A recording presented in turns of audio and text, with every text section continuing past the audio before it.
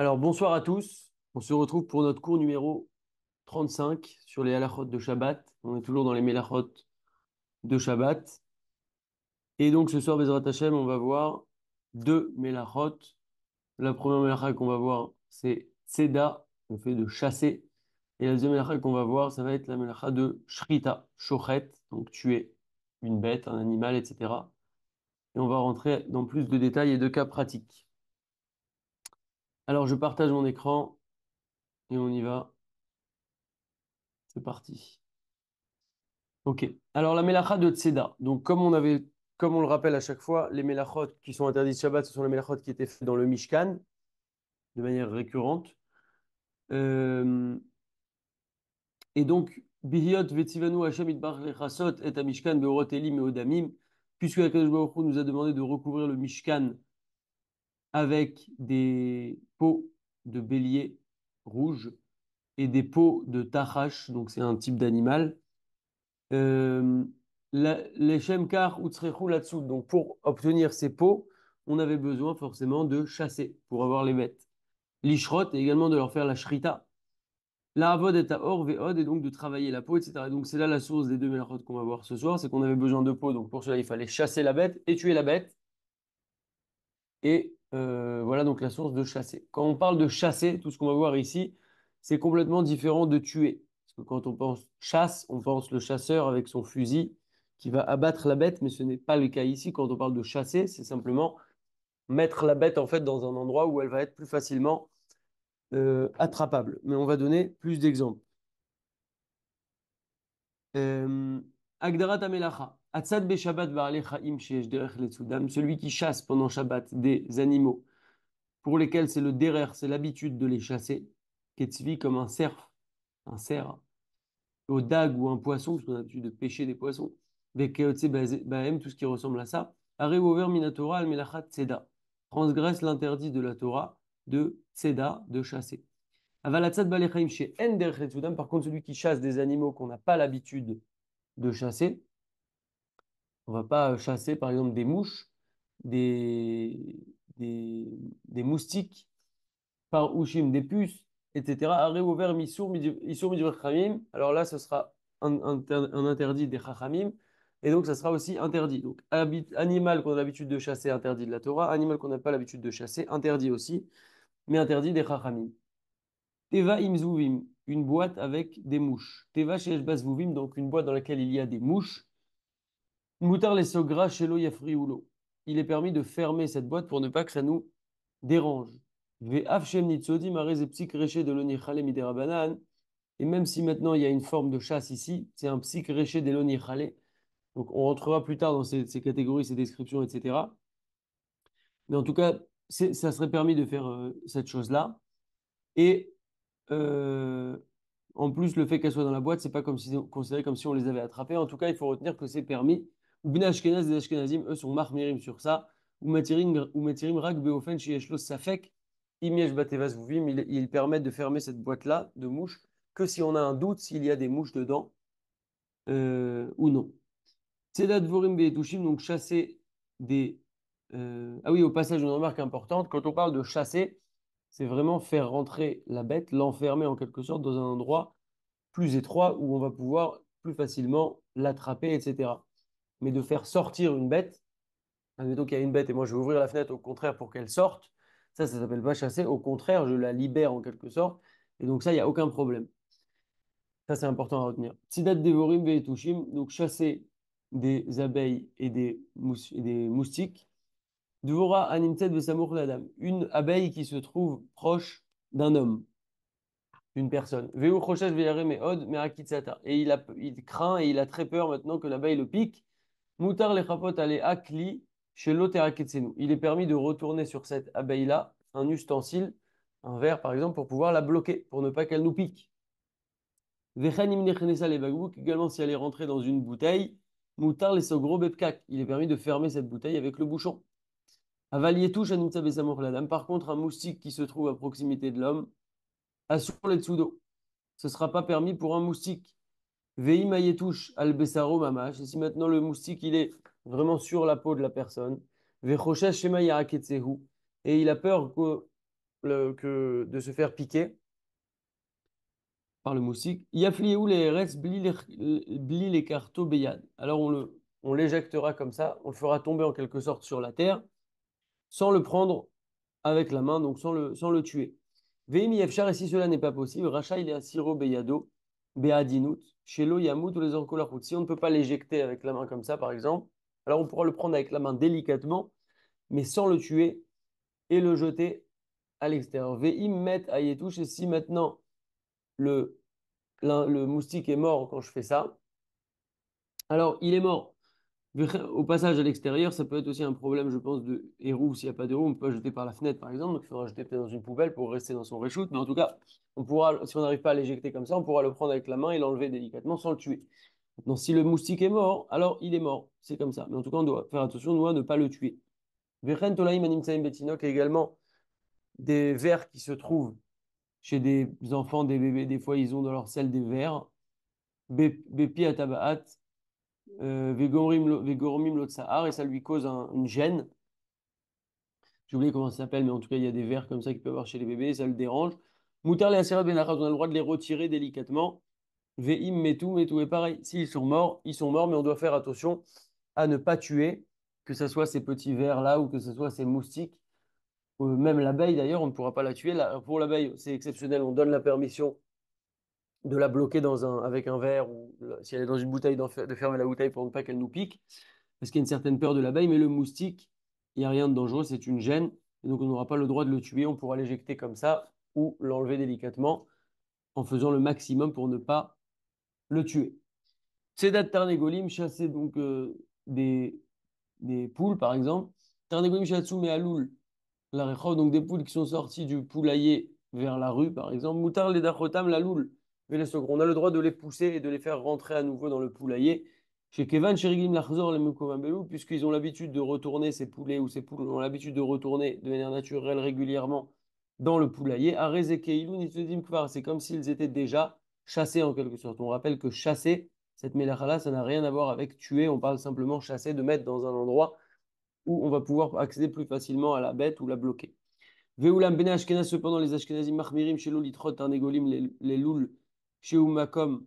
C'est-à-dire, les Ashkenazim sont plus machmirim, mais ils ne permettent pas de pousser les poules ou les poulets vers le poulailler parce que c'est un endroit qui est assez étroit. Et la rak, les khatser ou les ba'it, chez Umakom Gadol, ils permettent de faire ça, mais que dans une maison ou dans une cour qui est un endroit relativement grand.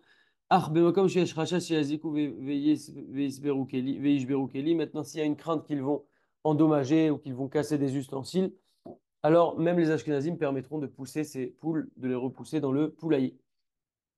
Euh, Et quand la personne, ou kshepoter et délet à loul, la tête mazan et tarnégolim, quand on ouvrira la porte du poulailler pour donner à manger à ses poules ou ses poulets, il y a au passage, je crois qu'on parlera de ça plus tard, mais tout ce qui est animaux, on peut nourrir des animaux euh, si ils dépendent de nous.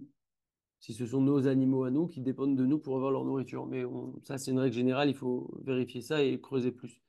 En tout cas, si on ouvre la porte du poulailler pour nourrir ces poulets, il y a un mode itan petach adelet beofen chez l'autre, donc on se mettra vraiment devant la porte, comme ça, idéalement, ils vont pas sortir, ils resteront à l'intérieur. Veaz yochal gam lisgor et adelet, et donc du moment qu'ils sont pas sortis, on pourra fermer la porte sans aucun problème. Imiatsu Atarnegoni Biyashrachaché Ignevu, si maintenant les poules ou les poulets sont sortis, il y a une crainte qu'on les vole. Quelqu'un qui veut se faire un petit schnitzel va venir voler la poule. Alors, Moutar Lomar, les goy, les tofsam, Beyad Mamash, on peut demander à un goy de prendre la poule véritablement avec ses mains. Nous, on avait dit qu'on a la permission de les repousser comme ça jusqu'à qu'ils rentrent. Mais là, il faut vraiment la faire rentrer. On pourra demander à un goy de la prendre avec sa main pour la rentrer dans le poulailler. Tsedat Behema, chasser une bête. Euh, Une seconde. Bakar Vetson, donc Bakar c'est du gros bétail, Tson c'est du menu bétail, du petit bétail. Kegon, Egel comme un veau, Vétalé et un agneau. Moutal Ernissam les kalouv, il est permis de les rentrer dans une cage. Chez Oil Vendarkam les Ishamet et chez Baïm les Tosfam, puisque ce n'est pas leur habitude de fuir quand on va venir pour les attraper. Are Enershavim Kenitzodim Kvar, ils sont considérés, ce menu bétail ou ce gros bétail, comme s'ils étaient déjà chassés, puisqu'ils ne vont pas chercher à s'enfuir quand on va vouloir les attraper. Avalim Mardou Barchou Tchetzarir Tarbulot Letofsam Maintenant, s'ils sont partis et on n'arrive pas à les attraper à tel point qu'il va falloir faire une combine, une technique ou même voir leur tendre un piège pour pouvoir les attraper, alors là, ce sera interdit. Malkodet Akhbari, un piège à souris ou à rat. Moutar les Hamid Malkodet de Shabbat. Il est permis de mettre un piège à souris ou à rat, par exemple, pendant Shabbat. Qu'aider la Tsudba Akhbarim pour chasser des rats. Chez Arez Omelacha, Shen sera les Goufa, Chassour avec Midivre Rabanan, on ne va pas rentrer dans les détails maintenant, mais c'est des principes qu'on verra a priori un peu plus tard. Tzipor Shenichnes Alabait, un oiseau qui est rentré dans la maison par la fenêtre, par exemple, Assur Lisgor et Achalon Bematar Souda. On n'a pas le droit de fermer la fenêtre dans le but, dans l'objectif de chasser cet oiseau, c'est-à-dire de le chasser, de le garder chez soi, même si c'est pour maintenant. Hein. Aval Moutar Lisgor et Achalon, d'accord, maintenant s'il fait froid, alors bien sûr on ne va pas nous empêcher de fermer la fenêtre, donc on peut très bien fermer la fenêtre parce qu'il fait froid. Afshemimele à Tzipor Nitsodet, même si la conséquence de ça, ça va être que l'oiseau va être chassé. Et tant que notre intention, c'est pas de le chasser et de fermer la fenêtre pour l'oiseau, mais parce qu'il fait froid, alors ce sera permis. Sagar Khalon ou Matzah Touki, donc quelqu'un, admettons, qui ferme une fenêtre dans sa maison et d'un coup il s'aperçoit qu'il a chassé un oiseau, un perroquet ici en l'occurrence, et Nochav Liftoach et Khalon ou les Chachro. Il n'est pas obligé d'ouvrir la fenêtre maintenant pour le libérer. Chez Kevan, chez Vesha, chez Sagar, Lo Yadash et Tukisham, puisqu'au moment où il a fermé la fenêtre, il ne savait pas que le perroquet était là. L'Onershav, Shahasam et la Chaklal. Ce n'est pas considéré comme s'il avait fait une mélacha. Il n'a pas cherché à le chasser puisqu'il ne l'avait même pas vu. Maintenant qu'il est là et qu'il a fermé, il ne savait pas, on ne lui demande pas d'ouvrir la fenêtre pour pouvoir le faire partir.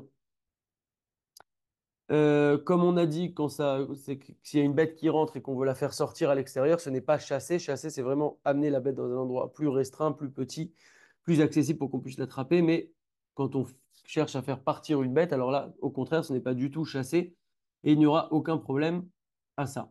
Deuxième mélacha pour ce soir, et vous allez voir qu'il y a des choses qui sont liées au niveau de ce qu'on peut faire ou ne pas faire concernant les bêtes, les animaux, etc. pendant Shabbat. Mélacha de Shochet, la mélacha numéro, on peut voir ce qu'on fait depuis le début, mélacha numéro 17. Alors là, on va apprendre pas mal de choses, des choses qu'on savait peut-être pas ou qu'on voulait pas savoir, et on est là pour ça. Mélacha de Shochet, Arigat Yetushim, tuer des moustiques.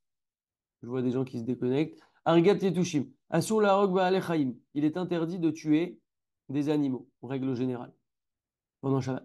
Ve'af Aorek Zuvim, et même celui qui tue des mouches, des moustiques et touchim, nemala, des fourmis, vekadome, tout ce qui ressemble à ça, over, issour, keilou, oreg, gamal. C'est dans la Maseret Shabbat que c'est écrit, celui qui tue même des petits insectes, etc., même insignifiants et tout petits, c'est comme si il avait tué un chameau et donc c'est complètement interdit Shabbat. Velo yezelzel basé, mechamat katnutam, et il ne faudra pas être méprisant ou dénigrer ces mitzvot-là, cet interdit-là, parce que ce sont des petites choses. Non, c'est la même interdiction. Et c'est pas parce que la bête est petite que ce sera permis. Alors, qu'est-ce qu'on peut faire ou pas faire concrètement? Kotel Yetushim. Donc, un spray qui va tuer les moustiques. Moutar le Yishtamesh be Shabbat betarsis Kotel Yetushim. Il est permis d'utiliser Shabbat un spray répulsif de moustiques. Ou Bilvad Shelo Yerases Aleem Mamash. Par contre, il ne faudra pas le mettre directement sur les moustiques parce que sinon on va les tuer directement et ça, on ne peut pas. Euh, mais on pourra mettre ce spray sur des endroits, par exemple, etc. Veyashir chalon patouar shiyochlu gam latzet darko. Et également, on laissera une fenêtre ouverte pour que les moustiques puissent sortir par cette fenêtre. Et le tarsis, donc ce spray-là, il n'est pas mouktsé puisque il, il est utilisable pendant le Shabbat, puisque c'est la définition même de la halakha qu'on vient de donner, qu'on peut utiliser ce spray. Donc, puisqu'on peut l'utiliser, il n'est pas mouktsé. Arigat nechashi ou maziki. Maintenant, concernant tout ce qui est dangereux. Donc on parle ici d'un serpent, on parle ici d'autres bêtes qu'on va voir. Nachash arsi, un serpent venimeux. Vechen kalev choté. Vechen kalev choté, également un chien fou, enragé, on va dire. Vekayotse bahem, et tout ce qui ressemble à ça. On nous parle ici donc d'un serpent venimeux et d'un chien enragé, mais tout ce qui ressemble également à ça. Admettons que quelqu'un voit un tigre. Chez Shakana benechishatam, pour lesquels il y a un danger s'ils en venaient à nous mordre, etc. Mitzvah leorgam filou beshabbat. C'est une mitzvah de les tuer, et même pendant Shabbat, va filou enam ratim acharav, même s'ils ne courent pas après nous, pas attendre qu'ils courent après nous. Mipene chashash pikuach nefesh, parce qu'il y a une crainte ici de pikuach nefesh, de danger de vie. Chez Maïv Geou,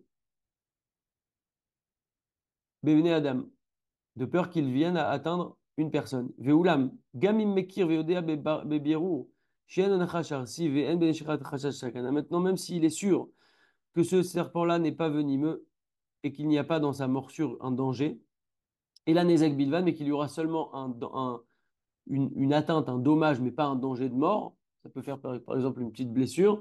Bihiyot ve'ainenu aruot sheyesh larov anashim tsar gadol ve'chalchala birot nachash bekirvatam. Même si je sais maintenant que ce serpent, il va pas tuer, mais il va juste faire une blessure, puisque de manière générale, les personnes qui voient un serpent ou un chien enragé sont dans un état de chalchala, donc de frémir, trembler, etc., tellement ils ont peur, tellement on a peur. Alors, mitzvah l'ergo teref miyad. C'est quand même une mitzvah de le tuer immédiatement, cette bête-là. Comme on a dit, même si on est sûr qu'il n'y a pas un véritable danger, puisque c'est des espèces qui sont naturellement très flippantes, on va dire, alors ce sera une mitzvah de les tuer. Euh, Chez Kevan, chez En Isur Arigato et l'ami des Rabbanan. Ok. Puisque l'interdit de tuer est un interdit des Rabbanan. Bemakom kaze lo gazon chachamim. Maintenant, les chachamim, ils n'ont pas mis cette xéra-là d'interdit de tuer dans un cas pareil où il y a un danger, ne serait-ce qu'une peur que peuvent avoir les gens parce que c'est des animaux qui sont habitués à tuer ou à blesser dangereusement ou mortellement. Vn zedome le yetush al besaro veoktu.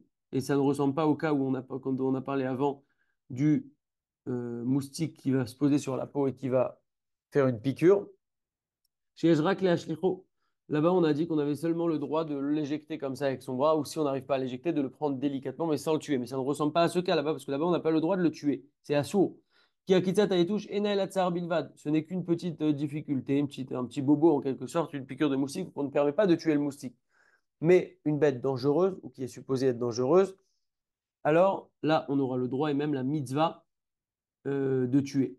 Maintenant, nos Chachamim, ils ont dit aussi dans Masechet Shabbat, Amit Rased, Shelo Larog Nechashim Ekravim Shabbat, En Roi Chachamim Nochaemenu. Celui qui voudrait être en quelque sorte chassid, donc la chassidoute, c'est par défaut faire au-dessus du din, au-dessus de ce qui nous est strictement demandé. Celui qui voudrait en quelque sorte être chassid, ne pas tuer le serpent, il va dire non, non, moi je préfère quand même pas tuer, c'est Shabbat, etc. En Roi Chachamim Nochaemenu. Son action, sa conduite n'est pas agréée par les Chachamim, mais donc certainement pas aussi par Akadosh Baruch Hu. Euh, et aussi, il dit que si on s'est venu à toi, à ta rencontre, tu vois un serpent, tu vois un chien que tu peux le tuer, alors on a dit comme c'est une mitzvah, et on sait qu'on a une grande règle dans la vie, c'est que Galgelus Rout, allié des Akai, quand on donne un mérite, on veut donner un mérite, on le fait donner à des personnes qui sont méritantes. Quand on va faire quelque chose qui est une mauvaise chose, on le donne à des personnes qui sont non méritantes. Donc, si on te donne l'occasion de faire cette mitzvah en quelque sorte pour protéger des personnes d'une peur, d'un danger, d'une mort, etc. Donc, tu as été choisi pour faire cette action-là, donc tu es méritant, et donc fais-le, et commence pas à dire oui, mais je veux pas le faire, etc. Ou je pense qu'il n'y a pas de danger, etc. Très bien. Arigat achbarim. Arigat achbarim, donc tuer des souris. Moutar leaniach ra'al bemkom mesuyam. Donc on aura le droit de déposer du poison à un endroit spécifique. C'est un peu comme le spray pour les moustiques. On ne peut pas le mettre dessus directement, mais on peut le mettre dans un endroit. Là, ce sera pareil pour ce poison qu'on peut déposer dans un endroit spécifique. Et il achbarim pour tuer indirectement, en quelque sorte, ces rats ou ces souris qui vont venir. Ce sera de manière indirecte et donc ce sera permis. Arigat Nevalim, tuer des fourmis, parce qu'il y en a quand même pas mal des fourmis. Ayou Nevalim Benarko, si quelqu'un a des fourmis sur son chemin, Tov Sheyeler Betsad Shelo Hydrochaleem. Il voit qu'il y a plein de fourmis devant lui, c'est bien qu'il aille dans un autre chemin en face, par exemple, pour ne pas les écraser. Ve'im en efsharut kazo, si maintenant ce n'est pas possible, il n'y a pas d'autre chemin que ça, il ne peut pas traverser, par exemple, Oler Kedarko, Af Shebevada Yamutu, il pourra aller selon son chemin, même si c'est sûr que ces fourmis vont mourir.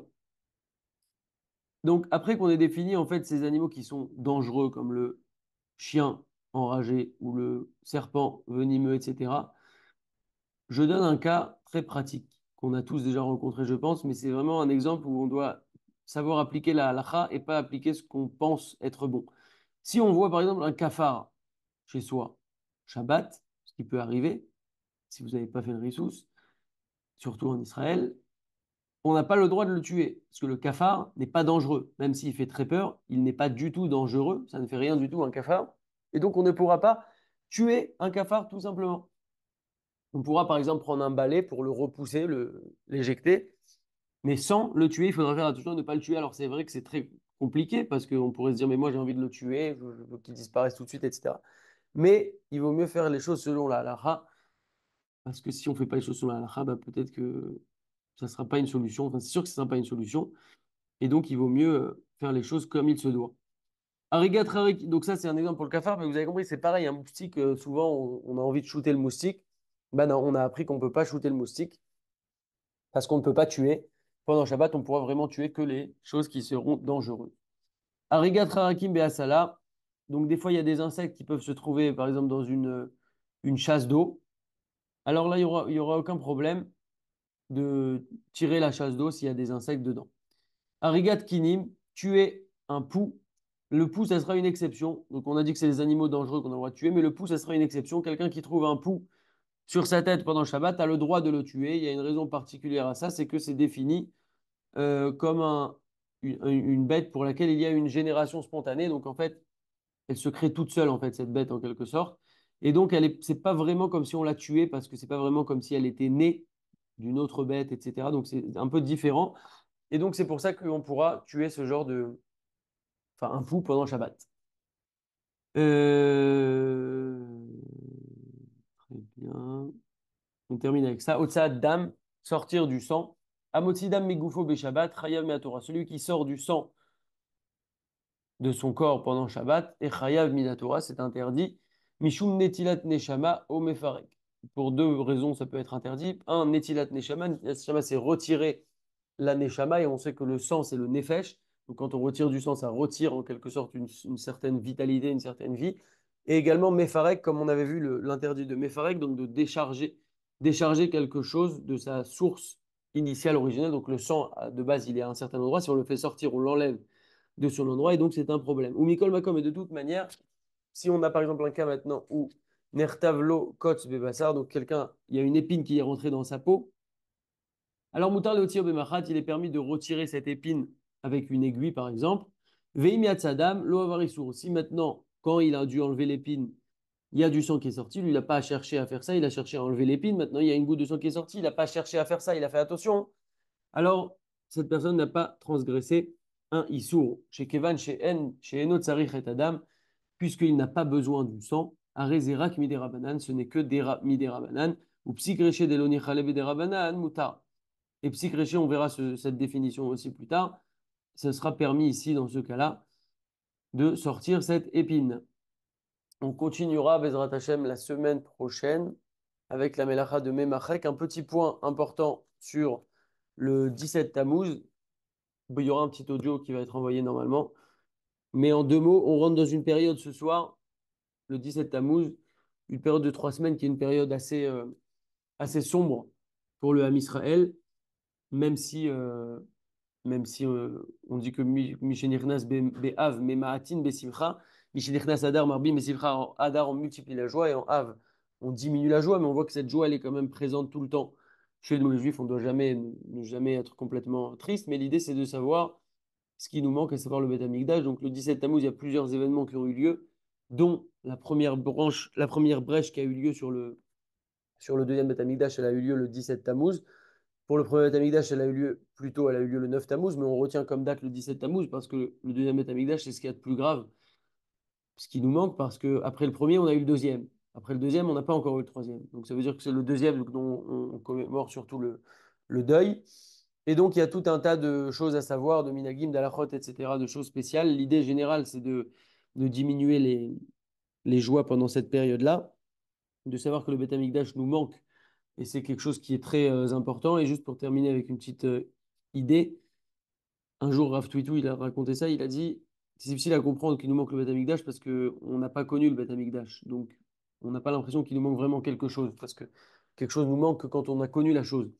Alors, il donne un exemple et il dit, à l'époque du Beth Amikdash, quelqu'un qui allait perdre, par exemple, un billet de 10 euros, donc disons de 100 euros, allez, de 500 euros. 500 euros, le personne perd son billet. Alors, elle est triste. Aujourd'hui, quelqu'un perd 500 euros. Pareil, la personne, elle est triste, elle est angoissée, elle se dit, mince, pourquoi j'ai perdu 500 euros? C'est dommage, etc. Alors aujourd'hui, bon, la personne, au bout de un jour, 2 jours, 3 jours, elle va dire, bon, Akol les Tova, Kapara, etc., etc. Mais elle reste avec un petit truc en travers de la gorge et elle doit se travailler pour comprendre que, voilà, c'est Hachem qui décide. À l'époque du Beth Amikdash, il y avait un tel dévoilement d'Akadosh Baruch Hu dans le monde qu'en fait, il pouvait se passer la même situation exactement. La personne pouvait perdre ses 500 euros, enfin avec la monnaie de l'époque, mais il y avait un tel dévoilement d'Akadosh Baruch Hu dans le monde qu'on révélait à la personne la raison pour laquelle elle avait perdu ses 500 euros. Et on allait lui dire, par exemple, tu sais, le jour où tu as perdu cet argent-là, il y avait quelqu'un qui en avait absolument besoin, qui a pu avec ça payer ça et ça et ça et ça. Donc la personne, non seulement elle est plus angoissée, mais au contraire, elle est contente parce qu'elle a une raison à la chose. Et donc ça, c'est ce qui nous manque, entre autres, avec le Beth Amikdash. Et quand on comprend ça, on comprend qu'il nous manque quelque chose. Et donc on peut mieux, en quelque sorte, porter ce deuil-là du Beth Amikdash. Et voilà, je vais envoyer un petit audio pour ceux qui veulent l'écouter. Il y aura d'autres choses que ce que je viens de vous dire là. Et donc, et voilà, je vous dis à la semaine prochaine. Je réactive les micros s'il y a des questions. Et Chazak à tous.